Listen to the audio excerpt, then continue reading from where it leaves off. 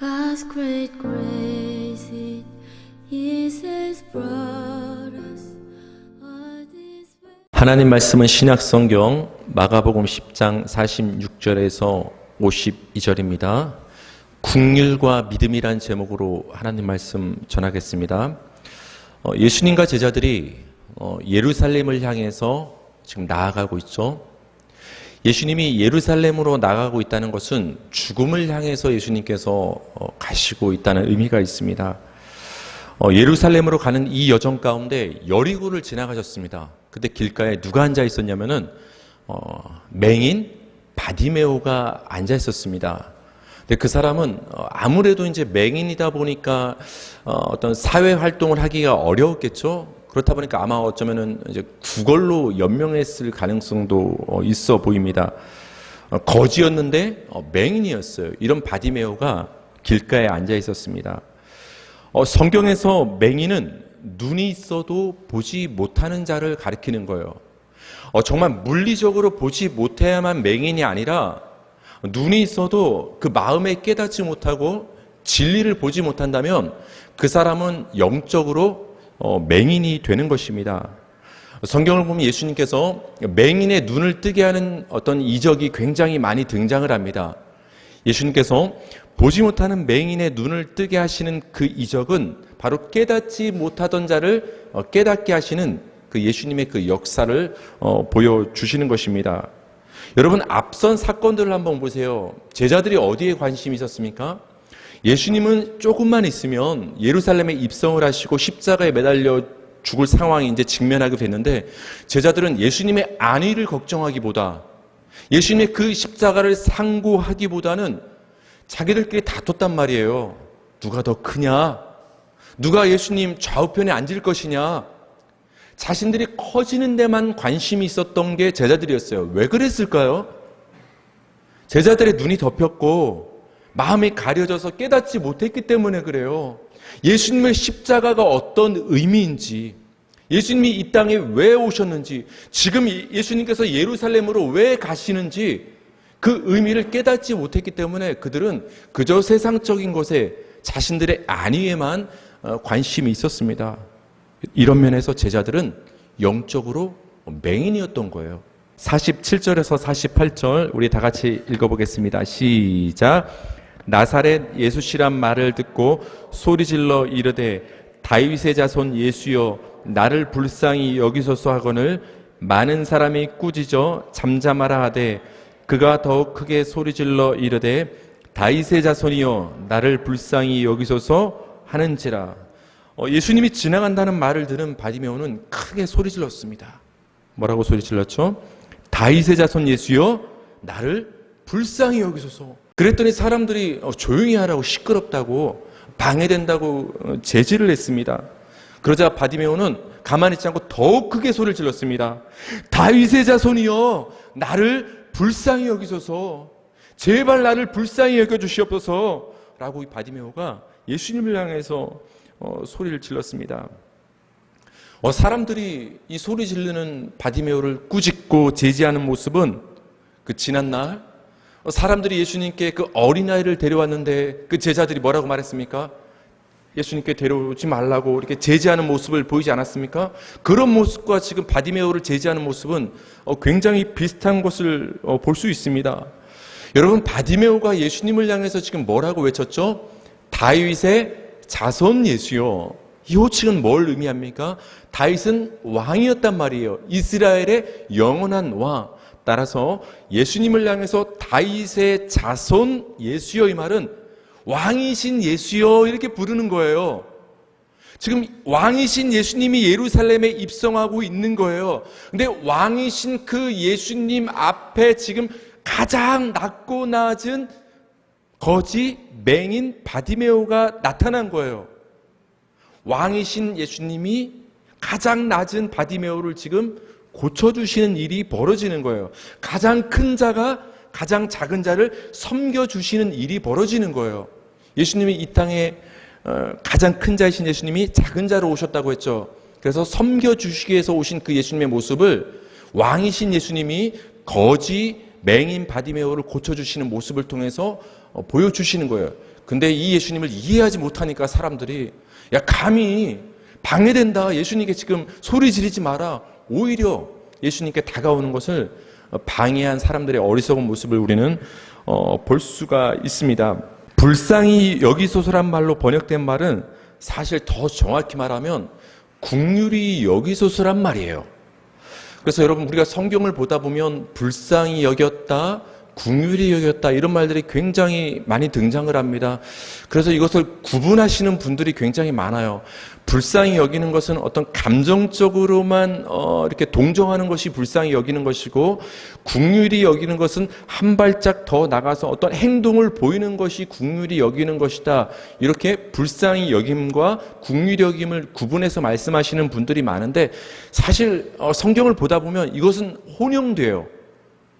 즉 여기서 불쌍히 여긴다는 말로 사용된 말은 다른 곳에서는 긍휼히 여긴다는 말로 또 사용이 된다는 말이에요. 그러니까 거의 같은 의미라고 여러분께서 이해하시고 성경을 보시면 되겠어요. 더 넓은 의미로 말하면 불쌍히 여겨주십시오, 긍휼히 여겨주십시오, 이 말은 나에게 은혜를 베풀어 주십시오, 이런 의미가 있는 거예요. 시편 6편 2절입니다. 다 같이 읽겠습니다. 시작. 여호와여 내가 수척하였사오니 내게 은혜를 베푸소서. 여호와여 나의 뼈가 떨리오니 나를 고치소서. 다윗이 하나님께 간절히 기도하는 장면인데 이렇게 기도합니다. 내게 은혜를 베푸소서. 우리말로는 은혜를 베푸소라는 말로 번역이 됐지만 이 말은 정확히 말하면 내게 긍휼을 베푸소서, 나를 불쌍히 여기소서라고 지금 기도를 하는 거예요. 여러분 놀라운 것은 성경을 보면은 굉장히 유창한 기도가 많이 등장할 것 같지만 대부분 우리 믿음의 선조들의 기도의 핵심은 뭐였냐면 하나님 내게 은혜를 베풀어 주세요. 하나님 나를 긍휼히 여겨주세요. 하나님 나를 불쌍히 여겨주세요. 그게 기도의 핵심이었어요. 그러니까 여러분 기도를 유창히 할 필요 없습니다. 나는 기도를 못합니다. 걱정할 필요 없는 거예요. 하나님 나를 불쌍히 여겨주세요. 하나님 내게 긍휼을 베풀어 주시옵소서. 하나님 나는 은혜가 필요한 사람입니다. 그렇게 기도하시면 하나님이 여러분의 기도를 다 들어주십니다. 그렇다면 여러분, 하나님이 긍휼히 여기신다는 말은 무슨 말일까요? 우리가 긍휼이 풍성하신 하나님, 예수님 내게 긍휼을 베풀어 주세요, 이렇게 기도를 하는데 그 긍휼이 어떤 의미를 갖고 있느냐는 거예요. 출애굽기 19장 4절 볼게요. 내가 애굽 사람에게 어떻게 행하였음과 내가 어떻게 독수리 날개로 너희를 업어 내게로 인도하였음을 너희가 보았느니라. 하나님이 이스라엘 백성들을 인도하심을 독수리 날개로 업어서 이동시키는 것에 지금 비유해서 말씀을 해주세요. 그러니까 하나님의 긍휼은 하나님의 날개와 상관이 있어요. 하나님의 날개와. 시편 91편 4절 다 같이 읽겠습니다. 시작. 그가 너를 그의 깃으로 덮으시리니 네가 그의 날개 아래 피하리로다. 하나님의 보호하심, 하나님이 여러분의 우리 성도의 피난처가 되시는데 마치 하나님이 깃이 있는 것처럼, 날개가 있는 것처럼, 하나님의 날개 아래에 우리가 보호하심을 받는 것처럼 성경은 얘기를 해요. 근데 정말 여러분, 하나님은 날개가 있는 게 아니에요. 하나님은 영이십니다. 그 하나님의 여러분을 향한 은혜와 사랑과 긍휼과 불쌍히 여기심을 날개를 빗대서 말씀하시는 거예요. 그러니까 여러분께서 긍휼을 이해할 때는 하나님의 날개로 나를 품어주시는 것을 긍휼로 이해하면 성경이 말하는 긍휼을 우리가 이해할 수 있습니다. 하나님이 우리를 덮으시는 것, 즉 하나님의 긍휼은 인도와 보호의 의미가 있어요. 그렇죠? 하나님이 우리를 덮으신다라는 것은 우리를 보호하시고 피난처가 된다는 의미가 있잖아요. 근데 이 의미 말고도 긍휼에는 정말 중요한 의미가 있어요. 여러분 보세요. 여기 이렇게 핸드폰이 있는데 제가 이 핸드폰을 이렇게 덮었어요. 그 핸드폰이 여러분께 보여요, 안 보여요? 안 보인단 말이에요. 여러분, 날개로 덮는다라는 것은 가린다라는 의미가 있어요. 그러니까 하나님의 긍휼과 은혜는 보호하신다라는 의미도 있지만 더 중요한 의미는 뭐냐?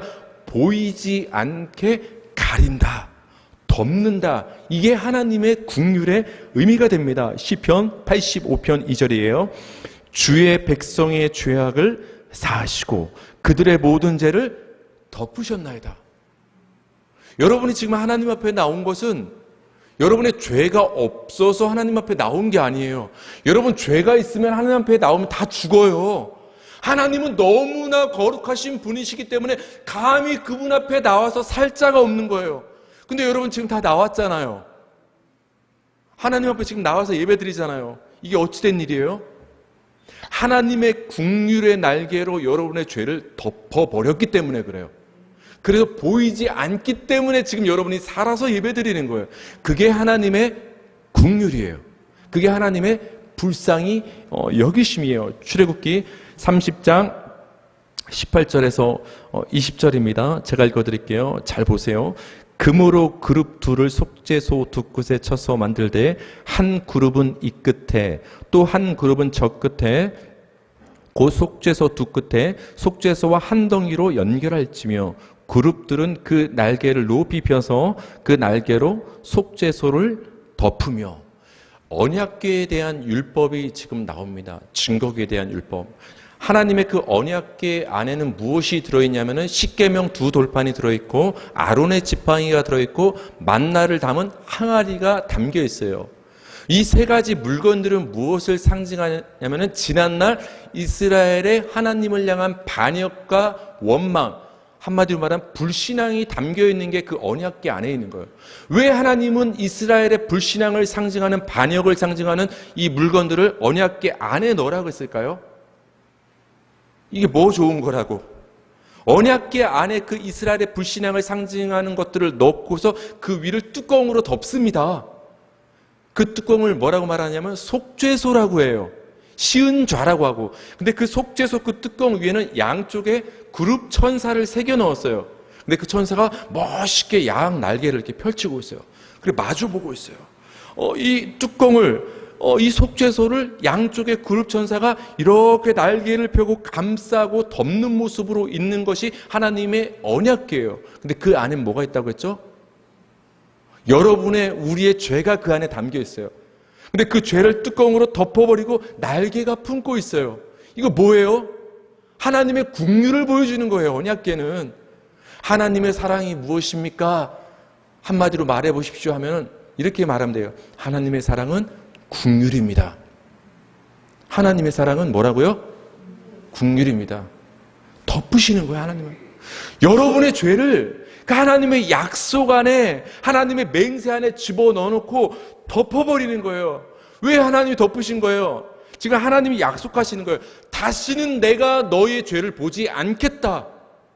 뭐 뚜껑으로 덮는다고 하나님이 그거 못 보시겠어요? 보여주시는 거예요.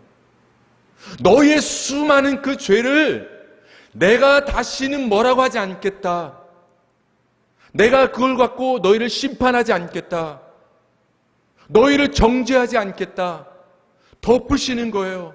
하나님의 긍휼의 은혜가 여러분의 죄를 보이지 않게 감싼 것이 하나님의 언약궤가 되는 것입니다. 여러분, 이렇게 하나님이 우리의 죄를 덮으시는 것, 가리시는 것이 긍휼이에요. 에스겔 7장 3절에서 4절 다 같이 읽겠습니다. 시작. 이제는 네게 끝이 이르렀나니 내가 내 진노를 네게 나타내어 네 행위를 심판하고 네 모든 가증한 일을 보응하리라. 내가 너를 불쌍히 여기지 아니하면 긍휼히 여기지도 아니하고 내 행위대로 너를 벌하여. 하나님이 이스라엘의 행위를 심판하고 행위대로 보응하고 벌하실 것이라고 말씀하십니다. 왜 하나님이 지금 이스라엘 백성들을 지금 심판하시고 벌하실까요? 여기 문자를 보면 이렇게 나옵니다. 네 행위를, 그러니까 이스라엘 백성들의 그 행위가 죄악됐기 때문에 그 행위로 말미암아 하나님이 그들을 지금 심판하시겠다라는 거예요. 진노를 내리시겠다라는 거예요. 근데 여러분, 겉으로 봤을 땐 이스라엘 백성의 행위 때문에 심판을 받고 하나님의 벌을 받는 것처럼 보이지만 그 이면을 여러분이 깊이 들여다보면 그들이 하나님의 진노와 심판을 받는 진짜 이유가 있어요. 그 이유가 뭔지 아세요? 여기 보면 이런 말이 나오죠. 긍휼히 여기지도 아니하고 내가 너를 불쌍히 여기지도 아니하며. 이제는 하나님께서 이스라엘 백성들을 긍휼히 여기지 않겠다라는 거예요. 더 이상 내가 너희를 불쌍히 여기지 않겠다라는 거예요. 그러니까 이제부터는 너희의 행위대로 너희를 벌하겠다라는 거예요. 여러분 4절 밑줄 친 부분 한번 보세요. 하나님이 이렇게 말씀하시는 거예요. 내가 너희를 불쌍히 여기지 아니하며 긍휼히 여기지도 않는다. 여러분 하나님의 불쌍히 여김과 긍휼이 뭐라고 했어요? 죄를 덮어서 안 보이게 하는 거. 지금까지는 하나님이 이스라엘 백성들의 죄를 덮으시고 계셨던 거예요. 그러니까 죄가 있긴 있지만 그 죄로 인해서 하나님이 심판을 안 하신 거예요. 하나님이 스스로 덮으셨기 때문에. 근데 이제는 하나님 뭐라고 말씀하십니까? 이제는 내가 너희를 불쌍히 여기지 않겠다. 내가 너희를 긍휼히 여기지 않겠다. 하나님이 날개를 거두시는 거예요. 그럼 뭐가 드러나는 거예요? 죄가 이제 드러나는 거예요. 이제는 너희 죄가 내 날개를 이제 거둘 테니까 두고 봐라. 이제는 너희 죄가 낱낱이 드러날 것이다. 이제 나는 네 행위대로 너를 벌할 것이다 말씀하시는 거예요. 이 이스라엘을 향한 하나님의 경고를 통해서 우리가 알 수 있는 것이 뭐냐? 우리가 하나님 앞에 설 수 있는 것은 여러분의 행위가 의롭기 때문에 하나님 앞에 설 수가 있는 것이 아니라는 거예요. 이 세상 어떤 한 사람도 하나님 앞에 깨끗하기 때문에 설 수 있는 자가 아무도 없다라는 거예요. 우린 다 죄인이라는 거예요. 하나님 앞에 서는 순간 죽을 수밖에 없는 죄인인 거예요. 근데 우리가 지금 살아있잖아요. 살아 숨쉬잖아요. 여러분 우리가 왜 살아있는 거예요? 하나님이 긍휼의 날개로 우리의 죄를 지금 덮고 보지 않으시기 때문에 우리가 살아있는 거예요. 여러분이 힘이 있기 때문에 잘나서 뭘 했기 때문에 지금 살아 숨쉬고 신앙생활하는 것이 아니라 하나님의 긍휼의 날개가 여러분의 행위를 지금 덮고 있는 거예요. 보지 않고 있기 때문에 여러분의 추악한 모든 죄에도 행위에도 불구하고 우리가 하나님 앞에 설 수 있고 살아 숨쉬며 살 수가 있다라는 거예요. 그러니까 여러분 하나님의 긍휼 자체가 은혜인 거예요. 우리가 하나님 앞에 나와서 무엇을 구하겠어요? 하나님의 긍휼하심 말고 여러분 하나님 앞에 나올 때 맹인 바디메오처럼 불쌍히 여겨주세요. 날 긍휼히 여겨주세요. 그 하나님의 긍휼을 구하시기 바랍니다. 열왕기하 13장 23절 다 같이 읽겠습니다. 시작. 여호와께서 아브람과 이삭과 야곱과 더불어 세우신 언약 때문에 이스라엘에게 은혜를 베풀며 그들을 불쌍히 여기시며 돌보사 멸하기를 즐겨하지 아니하시고 이때까지 자기 앞에서 쫓아내지 아니하셨더라. 여러분 지금 세 개가 연결고리로 연결되고 있어요. 여기 한번 보세요. 하나님이 이때까지 이스라엘 백성들을 자기 앞에서 쫓아내지 않고 돌봐주셨어요. 제가 지금까지 말씀드린 게 뭐예요? 그들이 잘나서 이뻐서 잘해서 지금 안 쫓아내는 게 아니라고 했어요. 왜 그랬죠? 하나님께서 그들을 불쌍히 여기셨기 때문에 하나님의 그들을 돌보셨기 때문에 그들을 쫓아내지 않았다라는 거예요.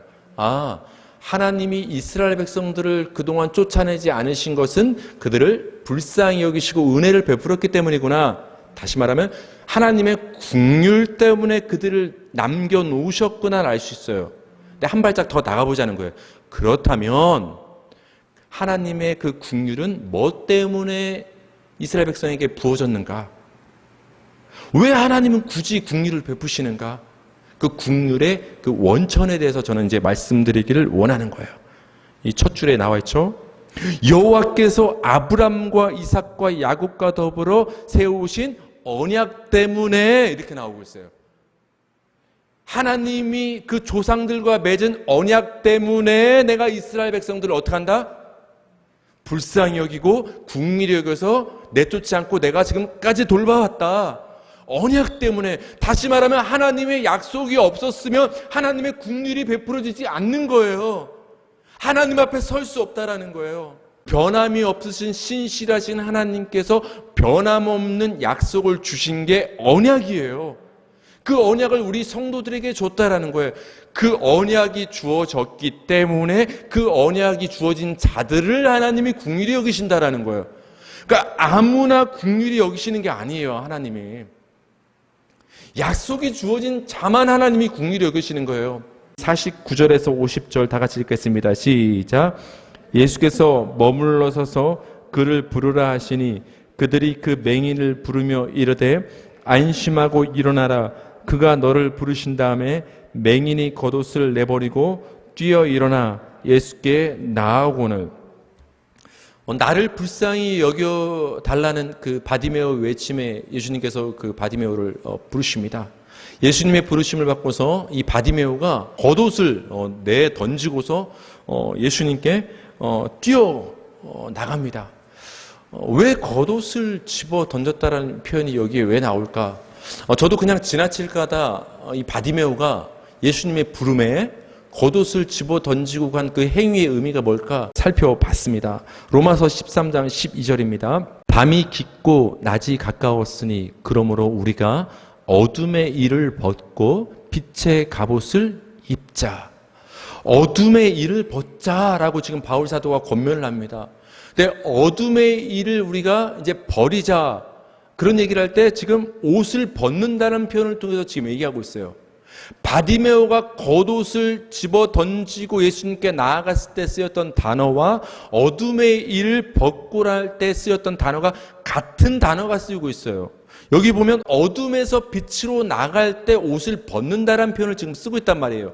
지금 여러분 지금까지 이 맹인 바디메오는 어디에 살았었어요? 어둠 가운데 살았잖아요. 왜? 맹인이잖아요. 맹인은 아무것도 안 보이잖아요. 정말 바디메오야말로 어둠 가운데 살았던 사람이에요. 어둠 가운데 살았던 그 바디메오가 옷을 내 던지고 예수님께 나아가는 모습은 뭐예요? 이제 어둠을 벗어 던지고 빛이신 예수님께 나아가는 것을, 그 옷을, 겉옷을 내 던지는 모습을 통해서 보여주는 거예요. 영적으로 말하면 깨닫지 못하던 자가, 보지 못했던 자가 깨닫게 되고 보게 됨을 겉옷을 집어 던지는 모습을 통해서 우리에게 말씀을 해 줍니다. 우리 마지막으로 51절에서 52절 다 같이 읽어보겠습니다. 시작. 예수께서 말씀하여 이르시되 네게 무엇을 하여 주기를 원하느냐? 맹인이 이르되 선생님이여 보기를 원하나이다. 예수께서 이르시되 가라, 네 믿음이 너를 구원하였느니라 하시니 그가 곧 보게 되어 예수를 길에서 따르니라. 아멘. 예수님이 바디메오에게 뭘 해주기를 원하느냐 하니까 바디메오가 뭐라고 말합니까? 보기를 원합니다. 그러니까 바디메오에게 예수님 말씀하십니다. 가라, 네 믿음이 너를 구원했다. 네 믿음이 너를 구원했다라는 예수님의 이 선포와 동시에 이 맹인의 눈이 떠지고 보게 됐습니다. 예수님과 맹인 바디메오의 만남은 결국 믿음의 문제로 지금 결론 내어지고 있어요. 네 믿음이 너를 구원했다. 예수님과 바디메오의 만남의 이야기는 결국 뭐에 관한 이야기였다?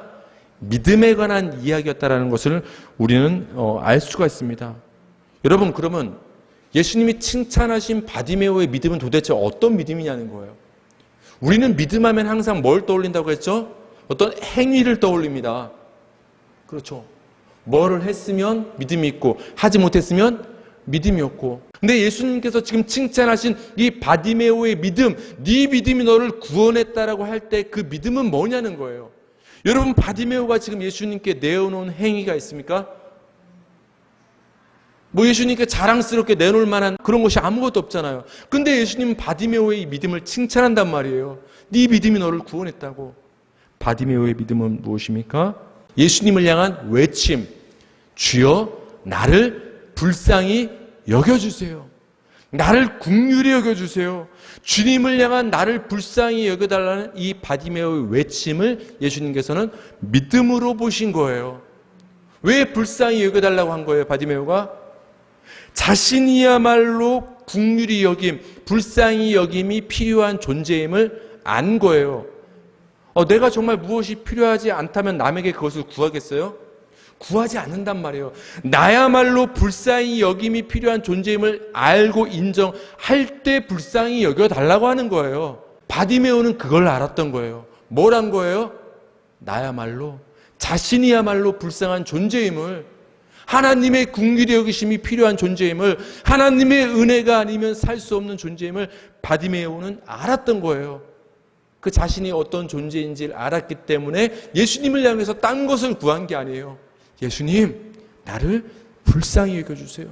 예수님 나를 긍휼히 여겨 주세요라고 간구를 할 수가 있었던 것입니다. 이것이 바로 믿음이라는 거예요. 우리는 이런 말을 많이 합니다. 나보다 못한 사람을 불쌍히 여기고 남을 긍휼히 여기자는 말을 많이 합니다. 이웃을 섬기고 긍휼히 여기자. 그러나 여러분, 여러분이야말로 나야말로 불쌍히 여김을 받고 긍휼히 여김을 받을 필요한 존재임을 깨닫고 아는 것이 더 중요한 거예요.